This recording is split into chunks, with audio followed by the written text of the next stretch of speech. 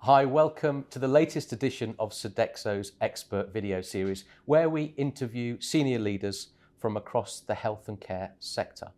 I'm Simon Lilly, Director of Sodexo Health and Care. And today I'm delighted to welcome somebody a bit different than we've interviewed before, one of our key suppliers in health and care, Richard Green from Costa Coffee. We all know Costa Coffee extremely well. Richard is Head of Contract Catering at Costa and has been in the industry over 25 years working in multinational brands across out-of-home food and beverage. And he was telling me earlier that he's very proud that Costa has become the favourite coffee shop for the UK for the 13th consecutive year. It's a brand we all know very well and is important in health and care settings as well. Richard, welcome. Hi. Can I start off by just telling us a little bit about how or if Costa operations differ in healthcare settings compared to the high street settings? Yeah, I mean, definitely they're very different. They tend to be phenomenally busy stores in hospitals and obviously long operations as well. There's people, some operations can be up to 24 hours, for example. So very busy, very different. The look and feel in the Costa should be very familiar to what people see on the high street, but quite often they're different shapes, they're different sizes. So they're definitely, from an operational point of view, can be a little bit different. I think one of the key differences to what you see on the high street is obviously linked to sequin. So the promotion of some of the indulgent drinks, the indulgent food is not allowed on the menu boards or around the store. So sometimes you'll just see more of a standard Costa Coffee offer. Everything will be available within the stores, but it's just not marketed quite the same, which has knock-ons to the sort of the choice the consumers make. And then with your crystal ball, what do you envisage that the evolution of retail in healthcare? What can we expect in 5 years' time? How will it look different than what it does today? Yeah. So I think there's a real growth area from a retail perspective in healthcare. Any new hospital build, any new buildings going around tends to now have a new retail area near the main entrances, which are fantastic locations for Costa and some of the other big brands that you see on the high street. So I think there's a definite trend to that which will help our partners to grow in that business. But one of the key challenges is how can we serve more people? Because the queues, I say, very busy stores. So there's lots of different initiatives. Again, coming back to the loyalty app, there's click and collect, which is activated through the loyalty app. So hospitals tend to have some of the biggest click and collect rates across the whole Costa universe. Because if I was a doctor or nurse and I've got a 15-minute shift, I don't have to get in the queue. I can pick up my food and drink straight away. So that's one that's already there. We are rolling out self-order kiosks through a lot of hospitals. So this is again where you go in, you just order on a screen rather than join a queue to get served, which can help fast track. We've also got a trial just starting as well with a delivery scheme within a hospital. So using the app where people, a doctor or nurse can get a delivery to a specific area in the hospital.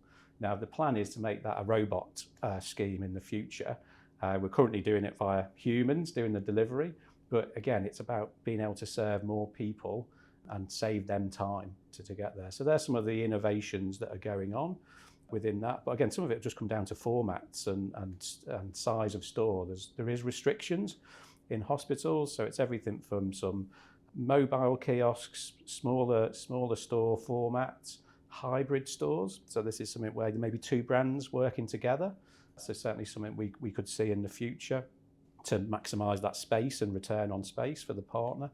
Everything through to quite a lot of hospitals have space out the front of them. Why couldn't there be a drive-through as you come or go from that hospital? So lots of developments. There'll be lots more in the future. That automation of offer as well is probably a key bit that with our partners in healthcare, Costa Express is everywhere on the high street from a convenience and forecourts. It's really underutilised. That is an automated offer that partners could really benefit from. And there'll be more developments in that space, I'm sure. Yeah.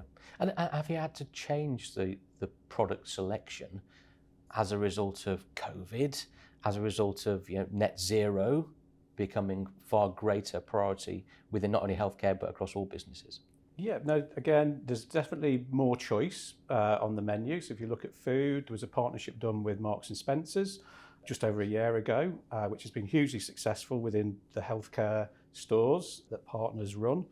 And I think that gives a bit more range from a plant-based and a variety of offer to the consumers, as well as the everyday favourites, which sell very well. So there's definitely bits there. Again, from a drinks menu, the growth of alternative milks is something that continues to grow, and that is both from a health benefit point of view, but that's a key pillar moving forward to get to a net zero, because we actually sell a lot of milk, more so than coffee, and obviously milk is something that's high on that emissions scale. Oh, and what about net zero? I mentioned earlier it's an increasing priority for all businesses, and particularly in NHS, where they have some ambitious goals around net zero. What are costs doing in that space to support the NHS? So definitely from this whole sustainability policy and targets was relaunched last year by Costa, called Coffee with Commitment. We've got a net zero goal of 2040. So certainly getting to net zero by 2045, working with our partners like Sodexo as well on this, is we want to get there by 2040. Now, absolutely critical to that is, because that's a long way off, is we've got stepping stones to get to a certain way on that path by 2030. So some initiatives like reducing our dairy emissions by 40% by 2030, and that's working with the farmers, making sure that there's best practices put in place. There's other areas where we need a consumer shift on this. So I mentioned alternative milks. So we need to see a menu board penetration of 35% by 2030 of alternative milks being chosen over dairy. So you need the consumer shift. It's currently about 11%.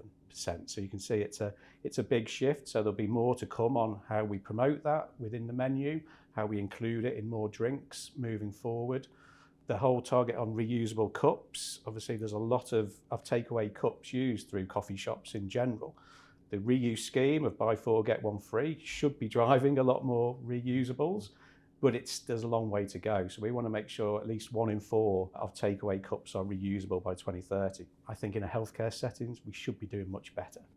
And taking that one stage further then, food waste is a part of that program and that strategy. At Sodexo, we're very proud around our wastage that we've saved on patient food.